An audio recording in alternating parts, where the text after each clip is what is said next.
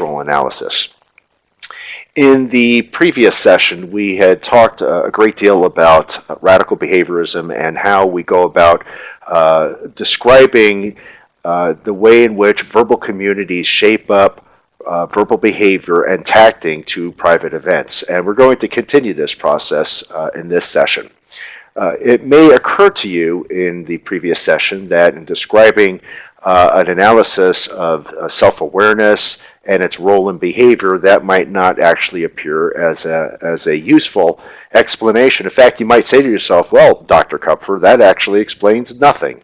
And again, the whole idea here is that the experimental analysis of behavior, verbal behavior or otherwise, is not an explanation of behavior. It is a way in which we study behavior and arrange to describe the interactions between environmental contingencies and genetic contingencies, which give rise to very complex behaviors.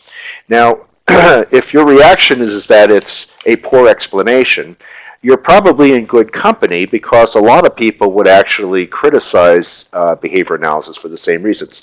I'm going to read to you just a bit from a paper that Skinner wrote in 1966 that appeared in the Journal of the Experimental Analysis of Behavior, which was entitled, "What is the Experimental Analysis of Behavior?" And in this section, he describes it as follows. The experimental analysis of behavior is also generally characterized by an unhurried attitude toward the as yet unanalyzed or the as yet unexplained. Criticism often takes the line that the analysis is oversimplified, that is, it ignores important facts, that a few obvious exceptions demonstrate that its formulations cannot possibly be adequate, and so on. An understandable reaction might be to stretch the available facts and principles in an effort to cover more ground. But the general plan of the research suggests another strategy. Unlike hypotheses, theories, and models, together with the statistical manipulations of data which support them, a smooth curve showing a change in probability of response as a function of controlled variables is a fact in the bag, and there is no need to worry about it as one goes in search of others. The shortcomings and exceptions will be accounted for in time. Now, that's one aspect of some of the objections that people will have to the science of behavior, but I'm going to talk about several others. So I'm going to go ahead here and freeze the camera here. Okay, and let's proceed. In talking about science and culture, one has to always ask the question that when, as Skinner describes, the shortcomings and exceptions will be accounted for in time. Well, when all these shortcomings are explained, when everything is put forward from a science of behavior, what exactly will culture do with this information? That's an interesting question, okay? And I'm going to describe to you two possible directions that cultures oftentimes go in terms of what they do relative to the knowledge base around them. In other words, how do they deal with epistemological issues? And there are two types that we could describe. One is called invented knowledge. And invented knowledge refers to descriptions of events without access to any facts. Okay, this is obviously not the science of behavior. This is another approach in which cultures progress without actually making rules and codes of conduct in cultures based on facts. In other words, these cultures usually invent knowledge simply as a basis for formulating rules or codes by which to manage themselves. Good or bad, accurate or not accurate, there is a basis by which cultures will develop these rules. However, with respect to invented knowledge, the cultural practices may be distinguished by the degree to which invented knowledge has been incorporated into the development. And what you see, particularly in our culture, is a lot of invented knowledge in the early stages, particularly if we look at some of the examples here of how we deal with some of the knowledge. Early theories of the solar system, how light travels through ether. I don't think that's spelled right, by the way, maybe not. The use and disuse theory of morphological change. This was the Lamarckian theory about how animals change morphology. the notion of the flat earth theory, mentalism, mind, and memory. These are actually inventions which are used to describe behaviors loosely, but many times these are not predicated on objective facts or what we call empirical facts. And again, we call these things invented knowledge. Okay. Another kind of knowledge is called discovered knowledge, which is the product of science and science methods. And in discovered knowledge, we develop descriptions of events based on empiricism, scientific analysis, as we mentioned before in the earlier units, the use of absolute units of measurement, itemnotic units of measurement, and the development of cumulative theoretical framework for these descriptions. And cultures that take advantage of discovered knowledge can be seen or distinguished by the vitality of any culture that arranges for these discoveries of new knowledge and to provide the mechanism to infuse this knowledge into the accumulated wisdom of that culture that already exists.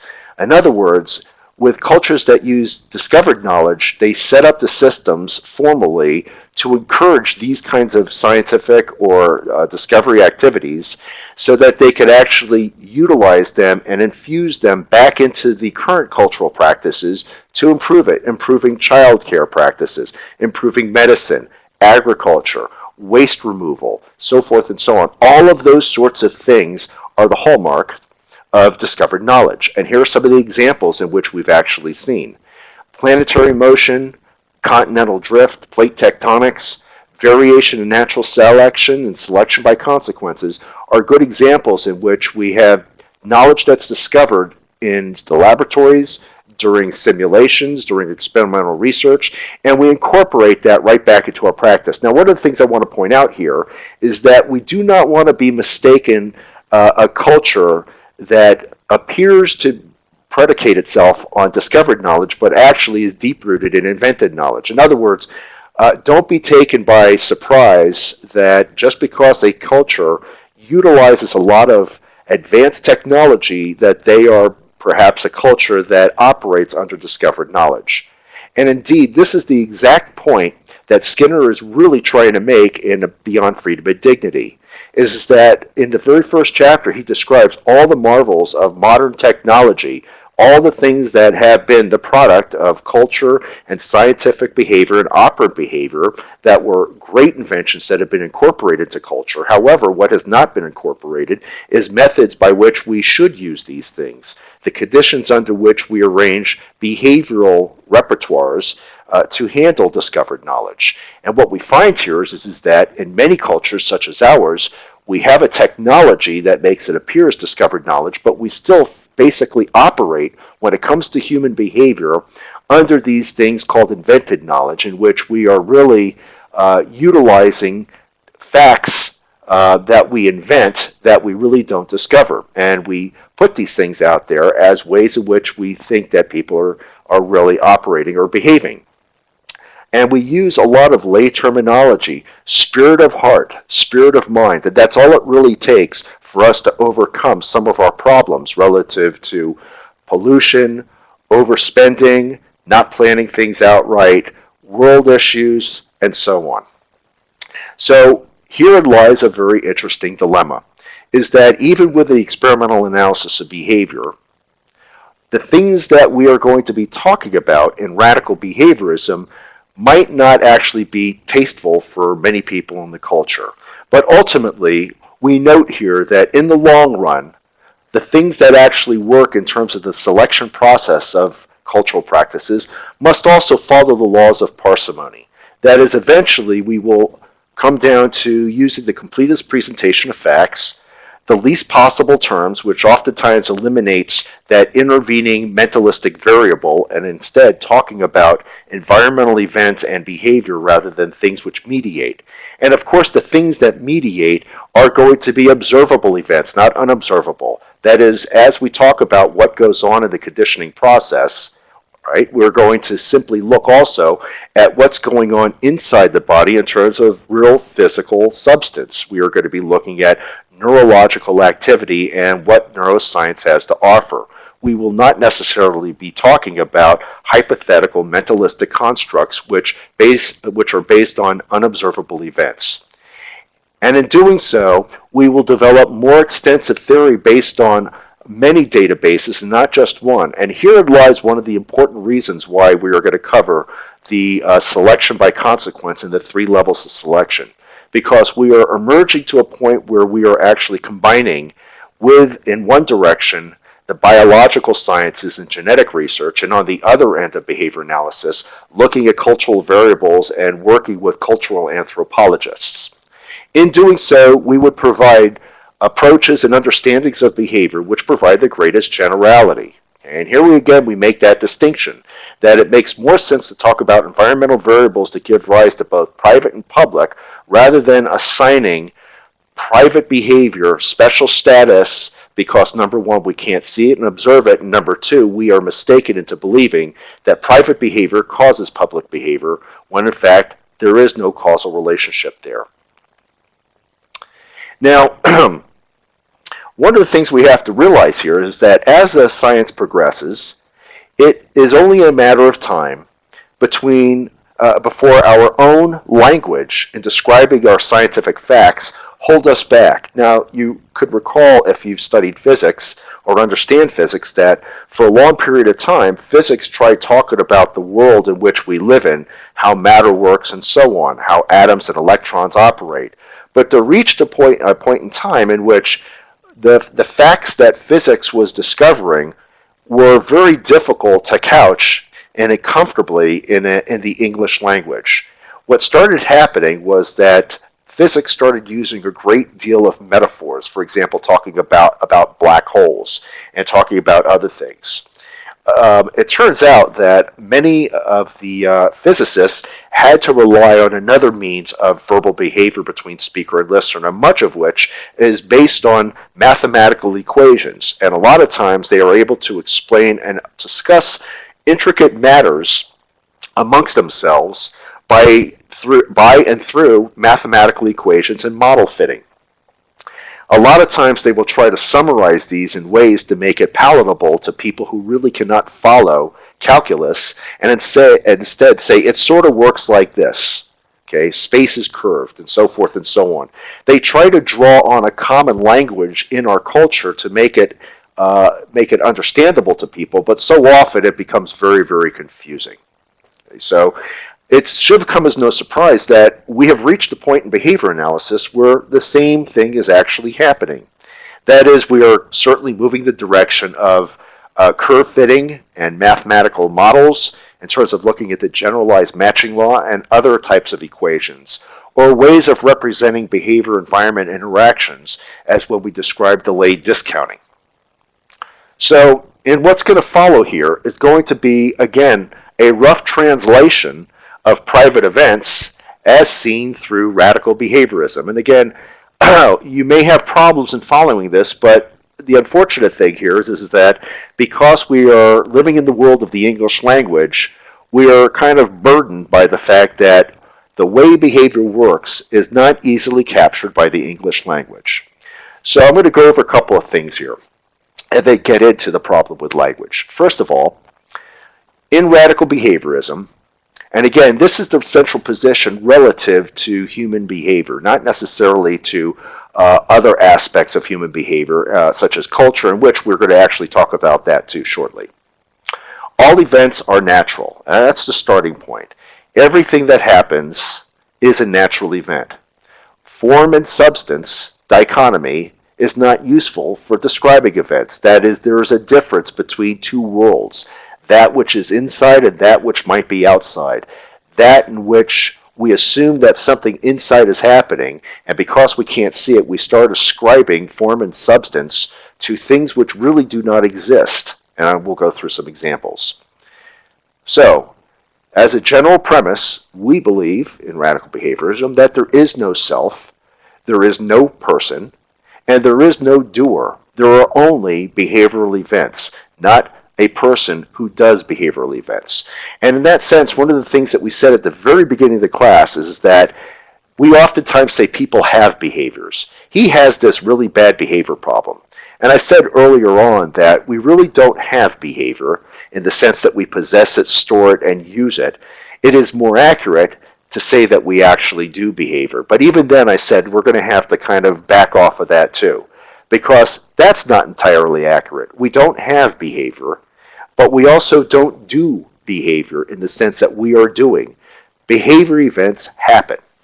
And this is certainly going to be a very disturbing idea for many people who are raised on Western philosophy. Certain people, certainly people who are studying psychology that is based on Western philosophies.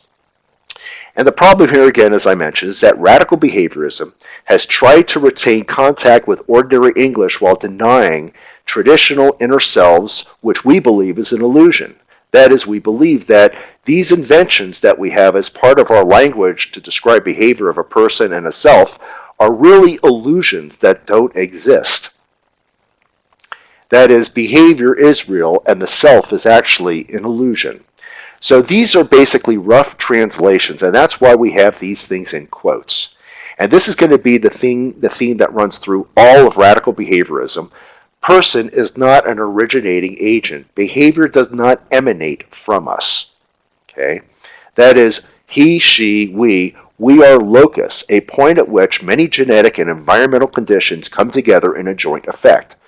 All behavioral events are located in time and space, a property of all natural events, and in that sense, all behavior is similar in the sense that they're all natural events. We do not say one behavior is more important than the other, or that the emission of this behavior from this organism outweighs or is more important than the emission of the behavior from another organism. The word self can best be described as a device for representing a functionally unified system of responses when they co-vary as a function of environmental factors, such as discriminative stimuli, SDs, reinforcers, deprivation, conditional and discriminations, and contextual control, all of those things. And it becomes what we call a repertoire. All things in a collection become what we call the behavioral repertoire. That is observable, but the self is not, because the self is oftentimes assumed to be responsible for controlling the behavior in the behavioral repertoire. And that's where, again, we come back and say that is not true. The self is not an initiation agent. Personality, as we oftentimes talk about in psychology, in behavior analysis, we would describe personality as a repertoire of behavior imparted by an organized set of contingencies, so that in the sense that we talk about multiple personalities, we could describe those as simply different response systems that come into play in different environmental settings. And in that sense, we all behave differently in different situations.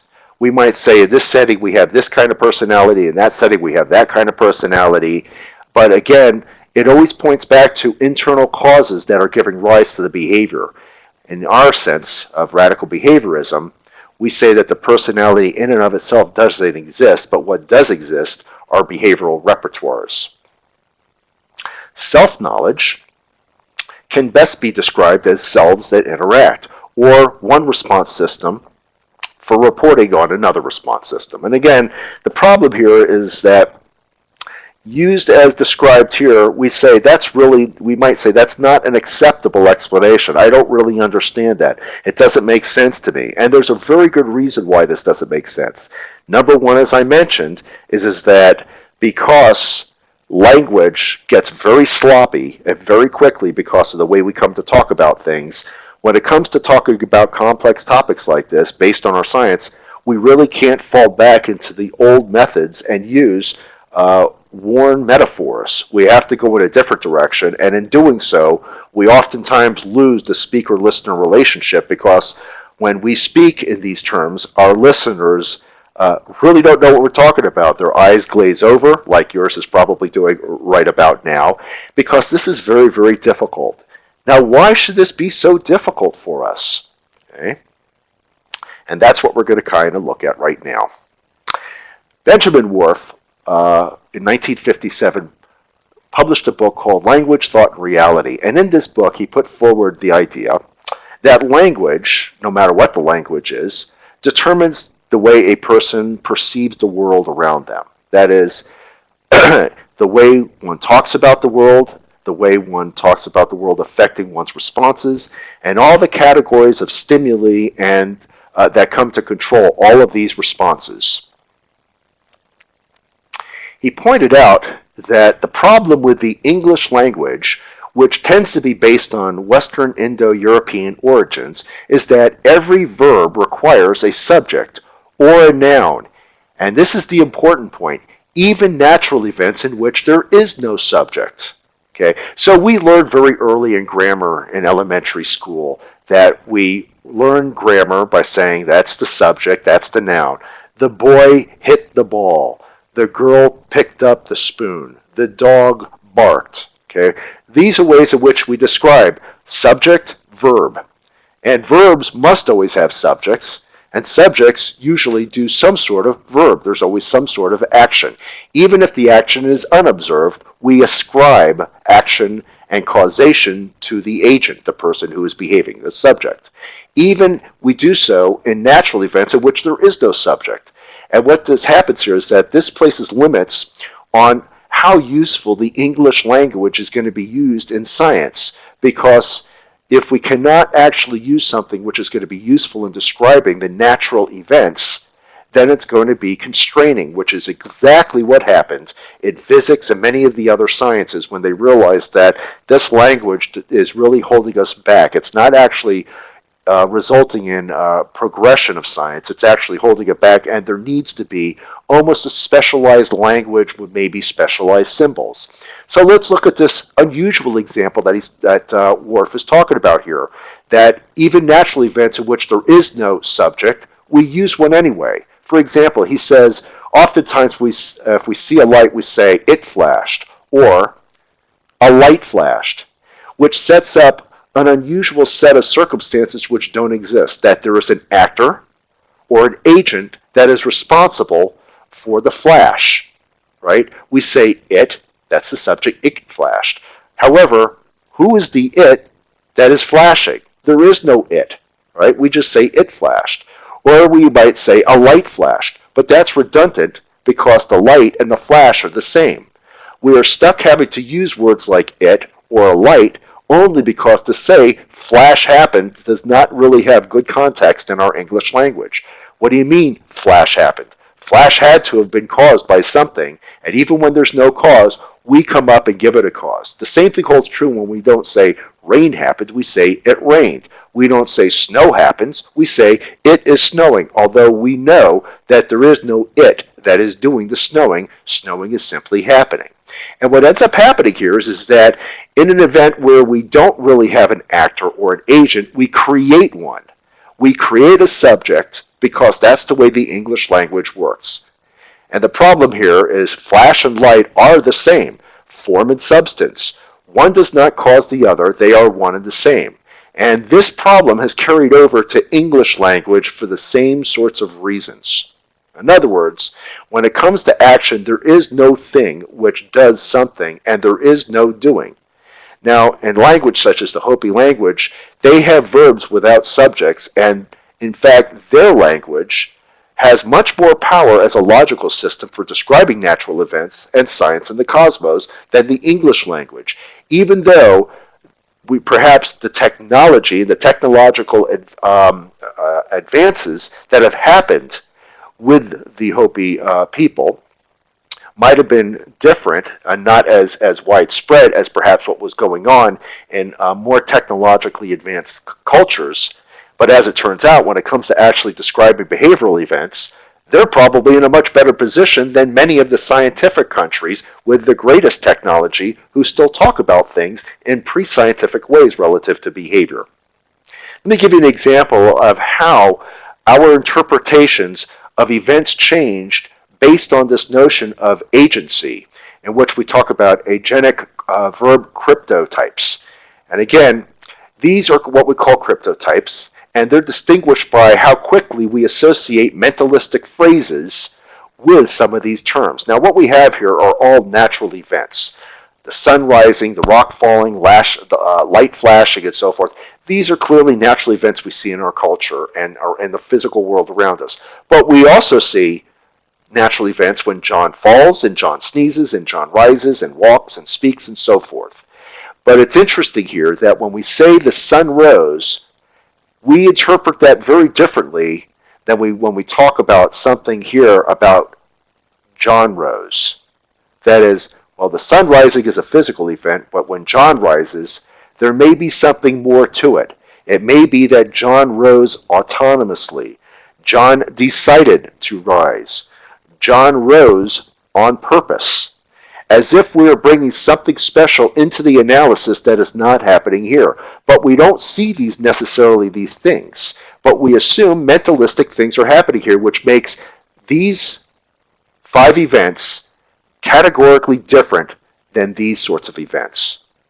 And we also see it when we talk about some of the verbs: grow, breathe, run, sleep, awaken, right? If we talk about flowers growing, we might look at that and say, well, flowers grow when we do certain things and give it nutrition and sunlight. Well, also people grow when we give them adequate nutrition and healthy exercise and so forth and so on. So in that sense, grow might not be as mentalistic. Same thing with breathing, which seems to be a physiological function, right? Breathing. That is, this breathes, this animal breathes, and humans breathe, and so forth. But when it comes to running, it may be a little bit different. We say a river runs, but we don't necessarily use that in the same way and believe that it's the same kind of action and run. And certainly, when an animal runs, it may run for different reasons than when a human runs. In all of these cases, it implies that as we go down this list, because we are talking about human behavior, that the systems shift and become automatically mentalistic, that there's somebody else responsible for their doing, when in fact there isn't.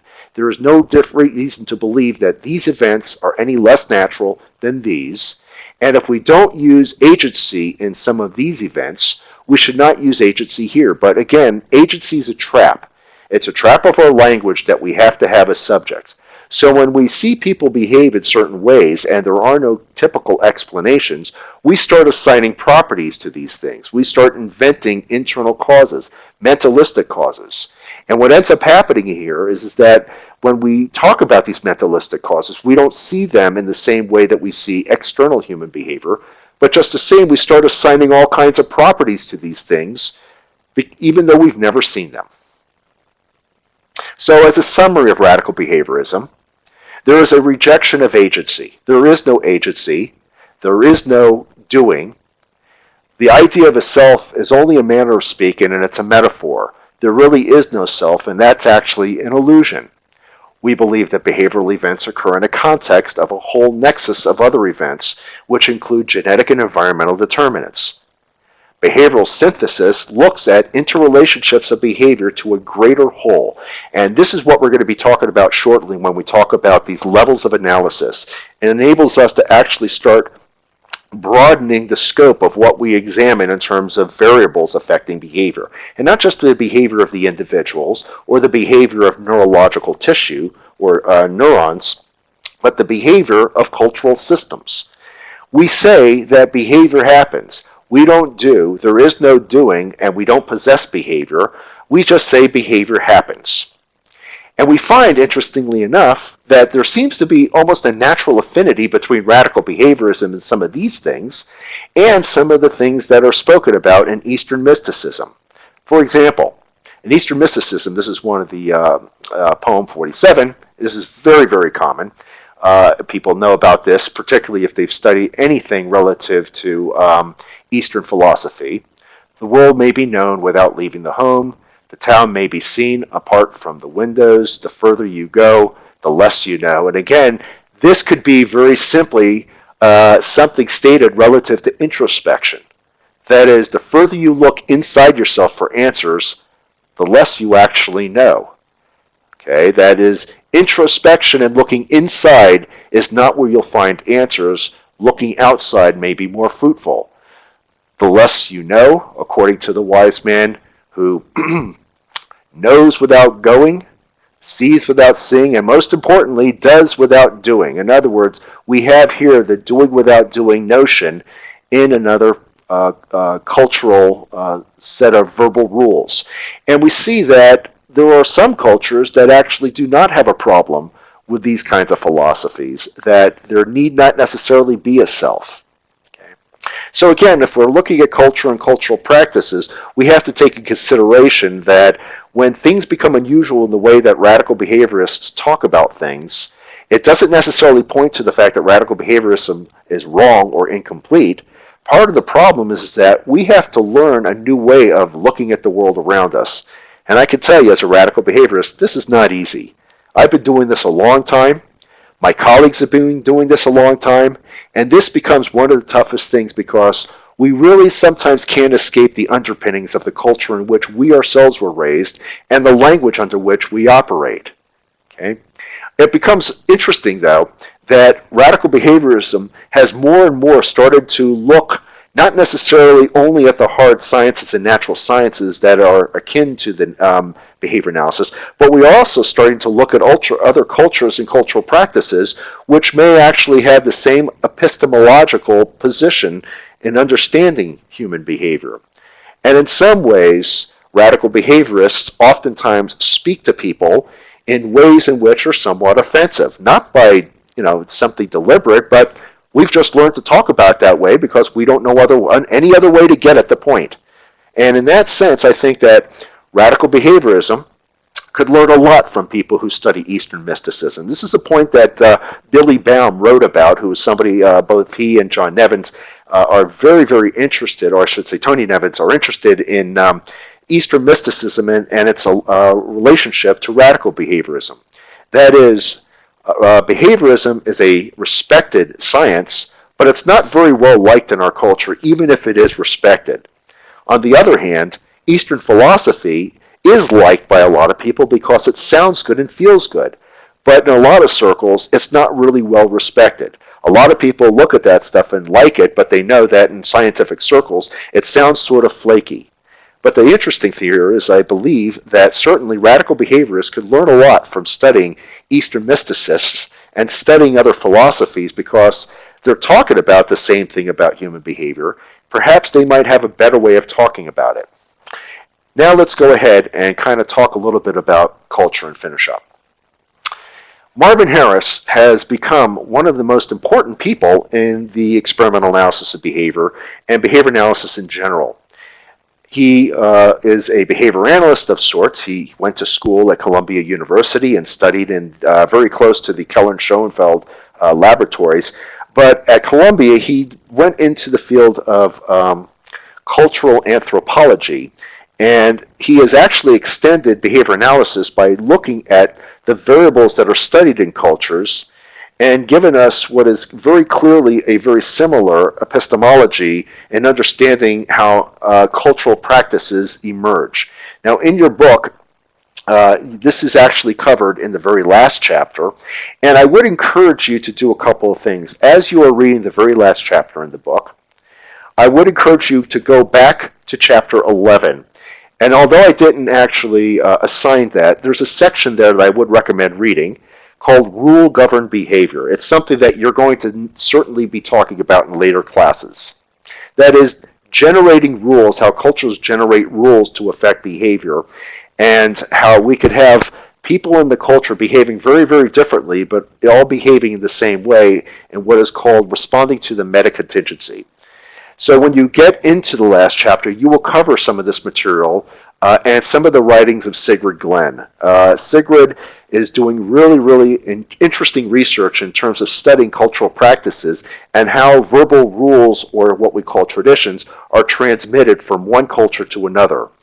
Billy Baum, by the way, is doing the same sort of work over at the University of California. This is really interesting, cutting-edge stuff. By its very nature, culture is not easy to study, so as Epstein and Skinner had to bring the pigeon into the laboratory to study complex behaviors in the Columban Simulation Project, it should come as no surprise that both Sigrid Glenn and Billy Baum are studying these behaviors in simulation situations. So I'm going to cover what we call the levels of selection.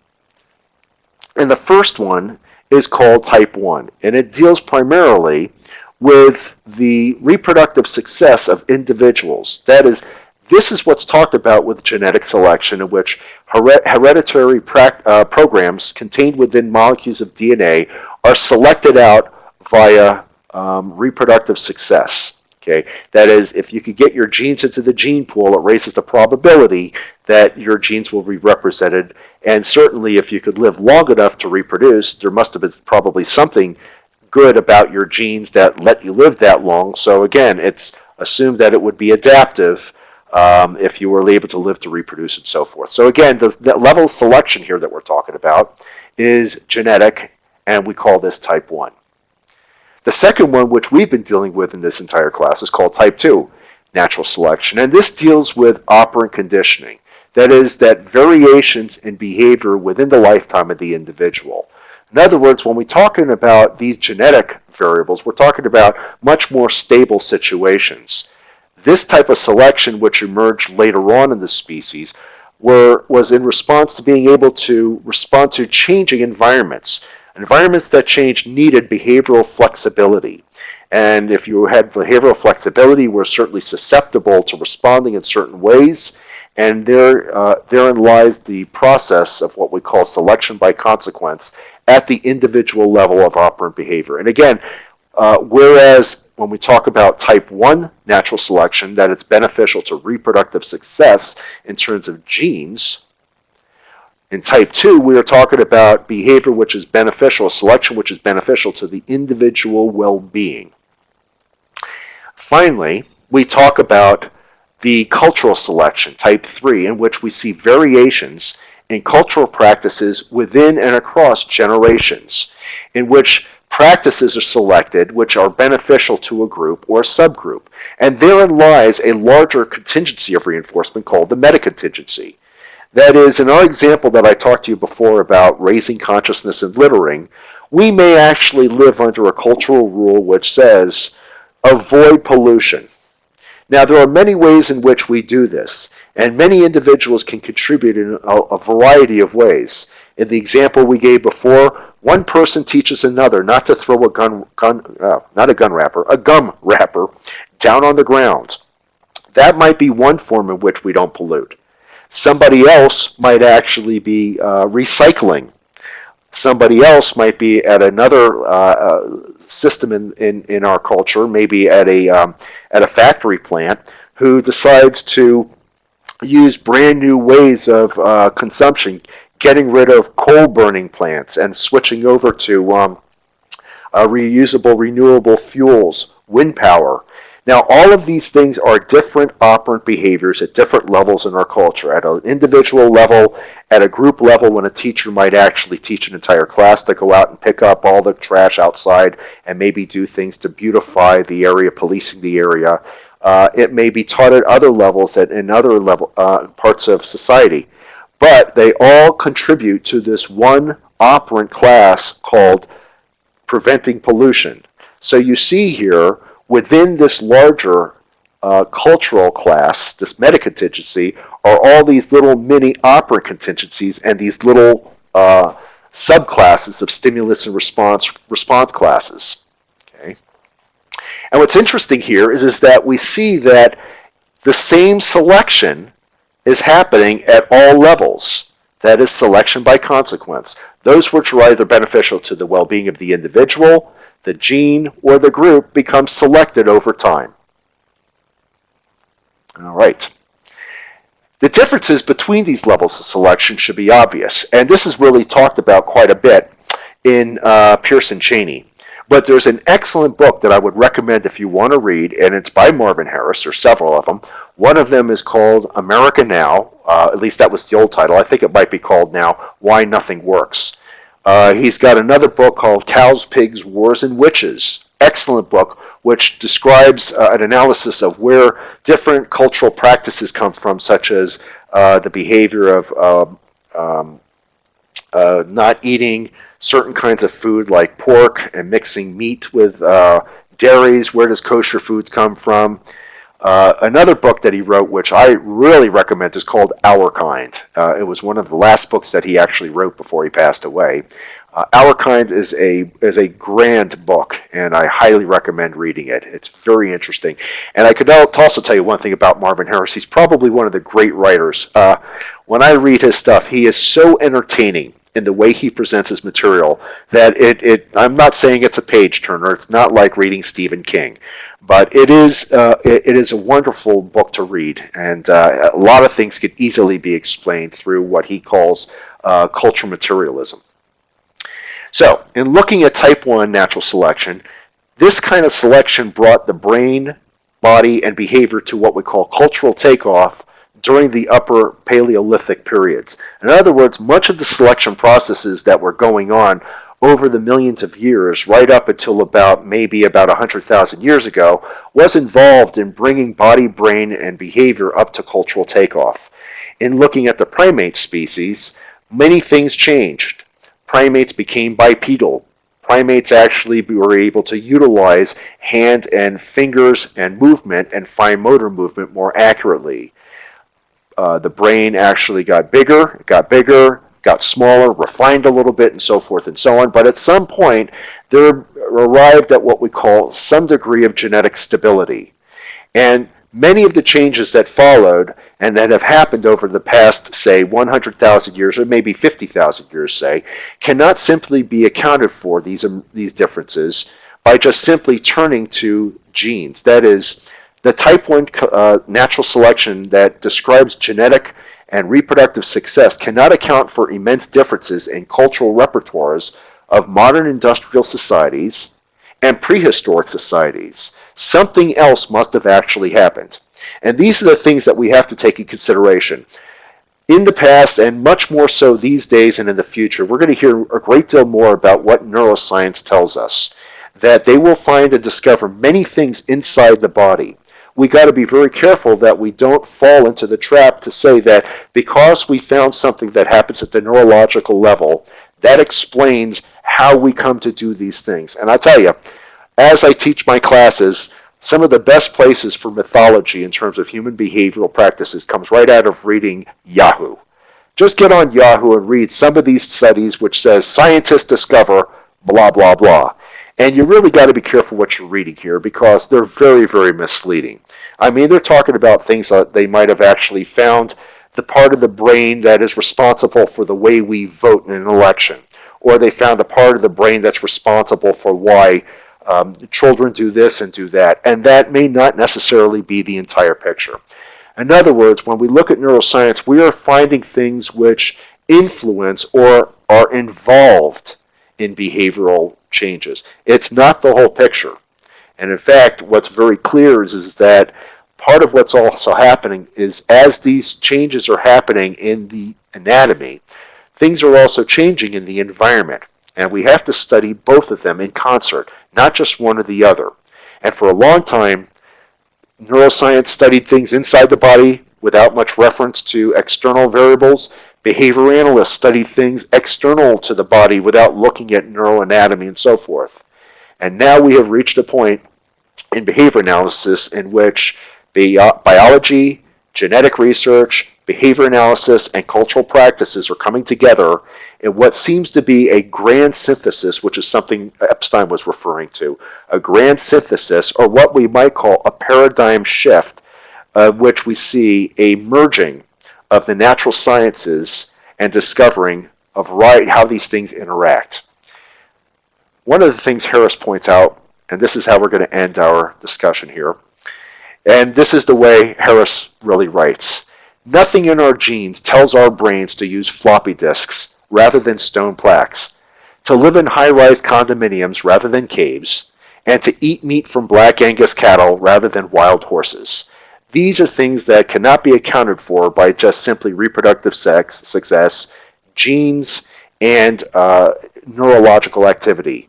There are many other variables here that are responsible, in particular operant conditioning, as well as cultural selection. But all of them are intertwined in a very special sort of way that gives rise to behavior. Now I'm going to close some of the discussion here by reading to you one of the quote from Skinner actually on the experimental analysis of behavior, and hopefully you'll get the point here. All right, so we say here that patience with respect to unexplored parts of the field is particularly important in the science of behavior because as parts of our own subject matter, we may be overwhelmed by the facts which remain to be explained. Subtle illusions, tricks of memory, flashes of problem solving, these are fascinating phenomena, but it may be that genuine explanations within the framework of a science of behavior, as distinguished from verbal principles or laws or neurological hypotheses, are out of reach at the present time. And this is, as I'm going to stop and say here, that again, this may be in the analysis of private events, that at the present time, these are very complex and out of our reach. Let me continue. To insist that a science of behavior give a rigorous account of such phenomenon in its present state of knowledge is like asking the Gilbert of 1600 to explain a magnetic amplifier, or the Faraday of 1840s to explain superconductivity. Early physical scientists enjoyed a natural simplification of their subject matters. Many of the most subtle phenomena were to come into existence only through technological advances in the sciences themselves. Others, though occurring in nature, were not recognized as part of the field. The behavioral scientist enjoys no such natural protection. He is faced with the full range of phenomena he studies. He must therefore more explicitly resolve to put first things first, move on to more difficult things only when the power of his analysis permits. Okay. And I'm going to close by again saying that a final distinction, and this is Skinner's writing. Those who engage in the experimental analysis of behavior, and by the way, we're talking about you folks because you are going to be on your way to becoming behavior analysts. Okay? Those who engage in the experimental analysis of behavior are usually conspicuous for their enthusiasm. And we see this a lot when people all of a sudden start discovering behavior analysis and go, oh my gosh, do you realize what this means? Bixenstein in 1964 attributes an unwarranted optimism in all behavioral science to the methodological position taken by experimental analysts. This is perhaps to overestimate their influence. In any case, he points to the wrong cause. He suggests that the optimism springs from release from the anxiety of theory construction. There is more obvious explanation. The analysis works, and I think this is one of the things that behavior analysts come to realize. When it's all said and done and you do the experimental analysis of behavior, it works, and that's a very, very important point. Now, I'm going to unfreeze the camera. Hello. How you guys doing? You still with me? Okay. So, as we close this class, you might ask the question, geez, Kupfer, why all this basic science stuff? Why must I learn all of this stuff? Am I really going to use all this stuff? Let me point out a couple of things of why I did this. If it didn't come clear at the very beginning of the class, let me summarize by saying this. Okay? The natural science of behavior is the subject matter of behavior analysts. Case closed. That is it. Your certification that you're working towards is board certification as a behavior analyst. It does not read on your certificate that you're a board certified behavior practitioner.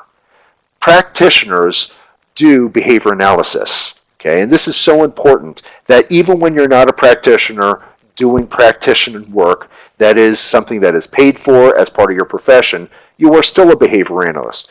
Everything you do is behavior analysis. Okay? The third reason why I went ahead and did this is because it should become clear your verbal community, which is other professional colleagues, are the ones who actually shape your operant skills and your verbal behavior. By me presenting to you not just how to write behavior plans, but how the whole science works. And everything there, I have not held anything back in presenting to you what I consider to be the thoroughgoing science of behavior. This becomes very clear, by the way, when you read the paper that you have to read for the last test by Ed Malagotti. This is such an important paper, and this was one of the papers that was identified at the Association for Behavior Analysis as one of the top 10 papers ever written in our field, because in it, Ed Malagodi points to the fact that we've reached a point at which we need to do something more. We need to be more than behavior analysts solving problems here and there. We need to start being concerned about our culture and educating people to be concerned about our culture, and we need to look elsewhere. We don't have all the answers, but we certainly know that there are others who share the same epistemological concerns about our culture, and they too are looking for people to talk about these things to solve problems. So at the very least, in me presenting to you the basic science and not just the applied science, I hopefully open up your eyes to a much broader verbal community that could shape your behavior.